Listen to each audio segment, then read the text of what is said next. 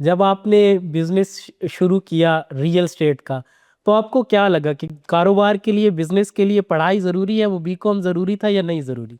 देखें, एजुकेशन जो है वो बहुत सारी जगहों पे आपको फ़ायदा देती है। फॉर एग्जांपल मैं जो मेरा एक्सपीरियंस था जॉब का, तो मुझे सिस्टम समझ आ गया कि जॉब में बहुत सारी चीज़ आप एक्सेल शीट समझ जाते हैं, आप हायरार्की समझ जाते हैं, आप कम्युनिकेशन सीख लेते हैं। फिर एजुकेशन आपके बिज़नेस में बहुत ज़्यादा तो नहीं, लेकिन इतना ज़रूर रोल अदा करती है कि आप जब मैंने यूट्यूब चैनल से शुरू किया था। मैंने कहा एक यूट्यूब चैनल के ऊपर प्रॉपर्टी की वीडियोज़ डालता था ना, ये घर बड़ा है, फ़रोख्त है, प्लॉट बड़ा है, फ़रोख्त है, वहाँ से मैं हिट हो गया। फिर मैं डेवलपर गया और फिर आप इंटरनेशनल रियल एस्टेट डेवलपर के तौर पे पाकिस्तान में काम कर रहे हैं, बाहर भी काम कर रहे हैं, पाकिस्तान में हमने बहुत काम किया। लेकिन जो एजुकेशन थी वो ज़ाहिर-सी बात है मेरे काम आई, क्योंकि आज अगर मेरे साथ अकाउंट्स डिपार्टमेंट है तो मैं अकाउंट्स को समझता हूँ, ठीक है?